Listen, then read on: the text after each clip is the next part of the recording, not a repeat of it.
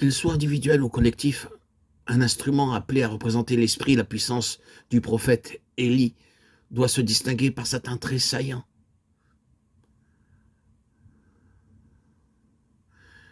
Nous sommes au clair sur l'exemple que Dieu nous propose. Élie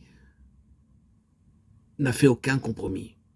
Sa dépendance était uniquement de Dieu seul, en toute chose. Il avait la capacité de transmettre à l'entourage quelque chose de cette plénitude qui n'est autre que la vie même de Dieu. Il était en communion avec Dieu dans les actes de la vie courante. Il avait la connaissance de sa pensée et collaborait avec lui pour provoquer par la prière l'exécution de sa volonté. Il avait un zèle consumant pour son honneur et sa gloire. Toute suggestion d'intérêt personnel était exclue sans examen. Joie profonde et sereine de savoir que c'est lui qui règne. Tel était son lot, telles étaient ses pensées. Et que le défi des forces adverses n'aboutirait jamais à la longue qu'à leur propre confusion. Ce sont là les caractéristiques qu'avait Élie.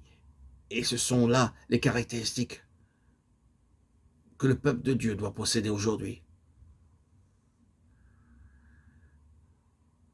Ouvrez votre Nouveau Testament, regardez l'Église des premiers jours. Vous les y trouverez, ces traits-là. C'était leur vie quotidienne. L'esprit et la puissance manifestée à la Pentecôte venaient du Fils de Dieu, que la mort n'avait pas pu retenir.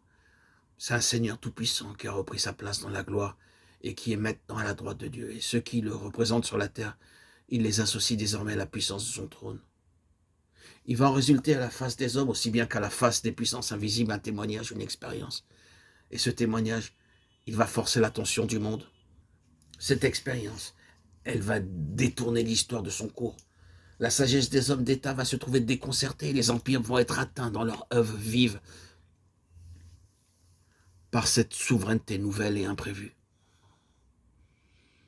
Où est ce témoignage aujourd'hui? Il faut le chercher terriblement loin pour le trouver.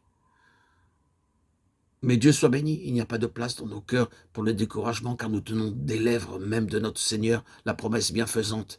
Élie doit venir et rétablir toutes choses. Matthieu 17, 11. Rétablir. N'est-ce pas le mot d'espoir dont nous avons besoin dans ce temps d'universelle désagrégation? Oui, nous les reverrons, les œuvres de Dieu, nous les reverrons, avant que le jour de l'Éternel arrive, ce jour grand et redoutable.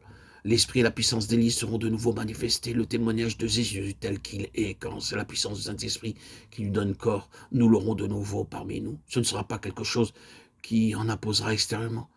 Mais dans le domaine spirituel, à cet arrière-plan du monde où se prépare la destinée éternelle des hommes, ce sera une force déterminante et sans concurrence. Quelle promesse pour ancrer notre foi! Quel argument pour les intercesseurs! Une promesse, oui. Mais pour son accomplissement, il faut à Dieu des hommes et des femmes assez pénétrés du tragique de la situation de son peuple pour s'écrier aussi « Où est l'Éternel, le Dieu d'Élie ?» Assez persévérants aussi pour remonter 7 fois sur la montagne, mettre la tête entre leurs genoux pour implorer de Dieu les ondées souveraines. Pourquoi ne serions-nous pas de cela, vous et moi? Est-ce que nous attendrons que Dieu en suscite d'autres? Laisserons-nous l'honneur de vaincre sans nous? Ce n'est pas une personnalité isolée qu'il lui faut, c'est un ensemble, c'est un corps, c'est une unité de combat spirituel formée d'éléments multiples et divers, mais qui ne savent obéir à personne sinon à leur chef. Il y a place pour nous dans ce corps, si nous sommes prêts à calculer la dépense, à payer le prix, à clouer au bois notre vie personnelle. En 2 mots, à laisser se préciser dans toute notre personne les caractéristiques qui marquèrent autrefois la carrière d'Élie.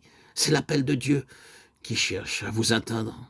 Ce n'est pas le nôtre. Personnellement, nous n'avons aucune autorité.